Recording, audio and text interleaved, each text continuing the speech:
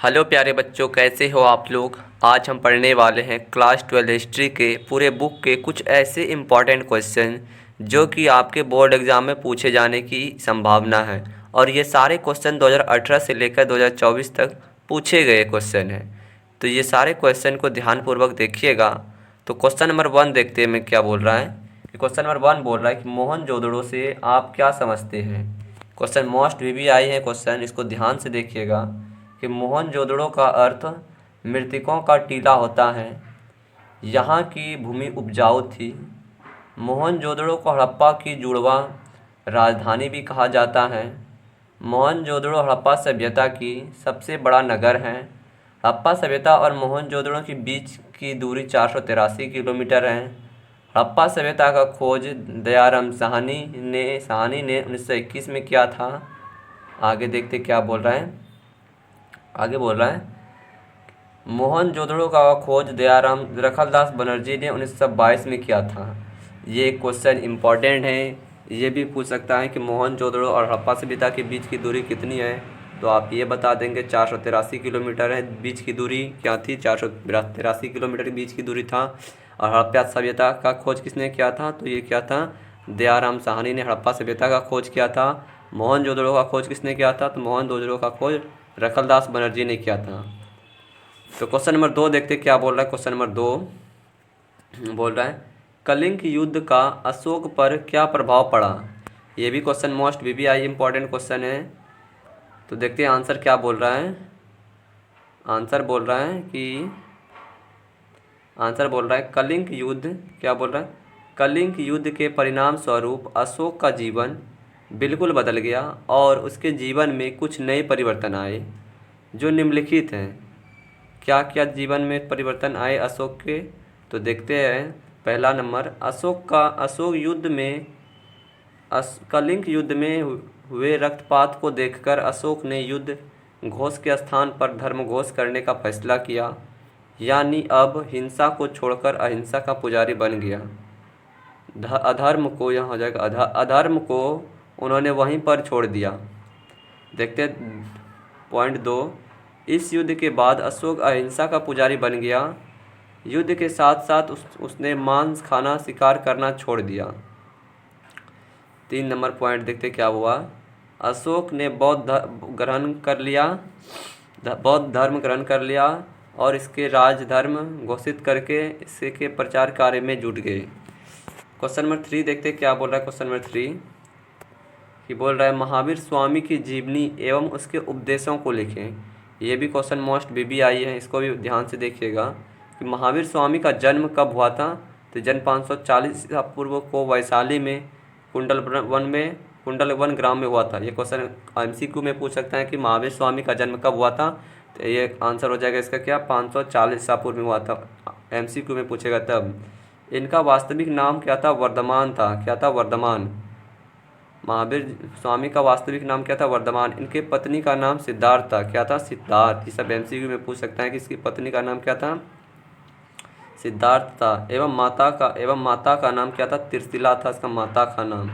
राजकुमारी यशोदा इनकी पत्नी थी। इनकी एक पुत्री थी जिनका नाम अनुजया प्रियदर्शी थी। जहाँ जहाँ गोल घेरा लगा रहे हैं सब इम्पॉर्टेंट है। थी इन्होंने इनका विवाह जमील नामक एक व्यक्ति से करवाया था। किससे करवाया था, जमील नामक एक व्यक्ति से करवाया था। महावीर स्वामी ने 30 वर्ष की अवस्था में गृह त्याग किया।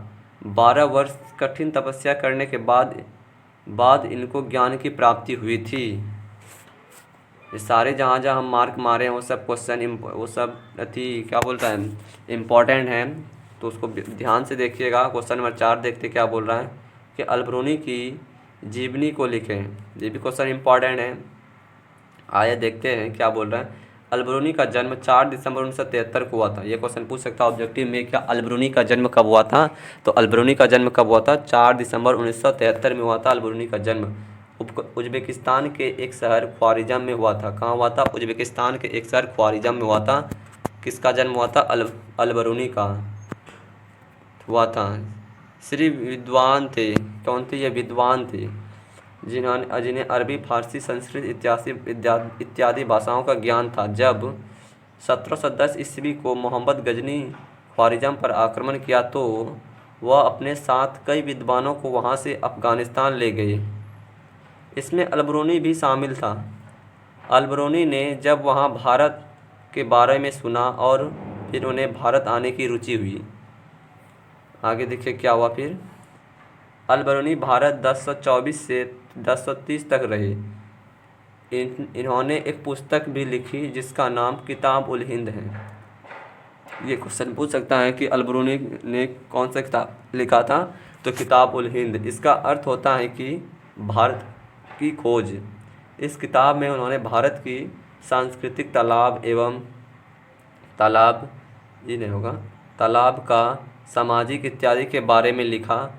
इनकी मृत्यु 1048 को 75 वर्ष की उम्र में हो गई थी। क्वेश्चन नंबर 5 देखते क्या बोल रहे हैं कि अलवार और नैनार कौन थे। तो अलवार और नैनार देखिए डैश दे दिए हैं। अलवार तथा नैनार दक्षिण भारत के संत थे।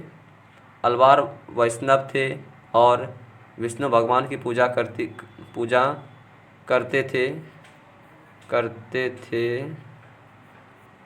थे। नैनार शैव थे और शिव भगवान की पूजा करते थे। क्वेश्चन नंबर 6 देखते क्या बोल रहे हैं कि विजयनगर साम्राज्य के विस्तार में कृष्णदेव राय की योगदान पर प्रकाश डालें। कृष्णदेव राय तुलु वंश के थे। यह एक महान शासक थे।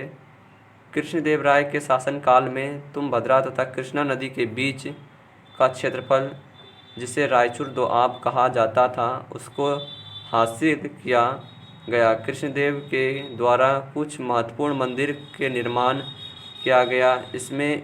इसने अपनी मां के नाम पर विजयनगर के नज़दीकी नागपुर नामक के उपनगर की स्थापना की थी। क्वेश्चन नंबर 7 देखते क्या बोला। क्वेश्चन नंबर 7, विजयनगर के 4 राजवंशों कौन कौन थे। तो विजयनगर के 4 राजवंश कौन कौन थे। संगम राजवंश से थे। ये कब से कब तक चला था, 1336 से लेकर 1485 तक चला था संगम राजवंश। और दूसरा चला था सालू राजवंश, जो चला था 1485 से लेकर 1505 तक चला था सालू राजवंश। क्वेश्चन नहीं, इसी का मतलब तुलु राजवंश 1505 से लेकर 1750 तक चला था तुलु राजवंश। आरवीडू राजवंश 1570 से लेकर 1770 हो जाएगा।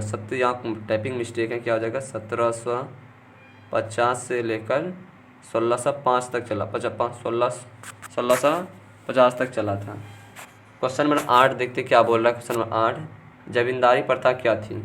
जब किसी व्यक्ति के पास अत्यधिक जमीन होता था तो उसे जमींदार कहा जाता था। इसी प्रथा को जमींदारी प्रथा कहा गया है। क्वेश्चन नंबर 9 देखते क्या बोल रहा है। क्वेश्चन नंबर 9, अस्थाई बंदोबस्त से कंपनी को क्या लाभ हुआ।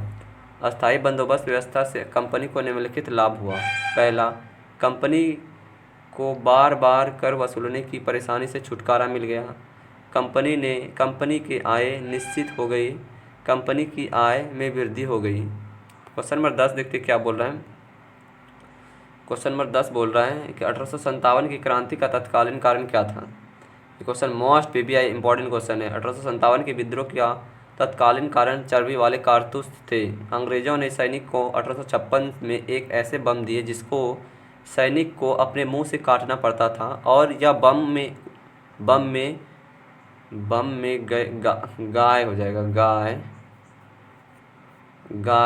बम में गाय तथा सुअर की चर्बी लगी होती थी। यह कार्य हिंदू और मुसलमानों दोनों के लिए आपत्तिजनक था। सैनिकों ने इस कारतूस का प्रयोग करने से साफ मना कर दिया और विद्रोह पर उतारू हो गए।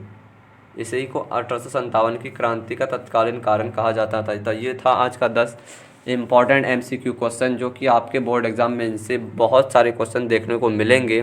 तो आई होप ये वीडियो आपको समझ आया होगा।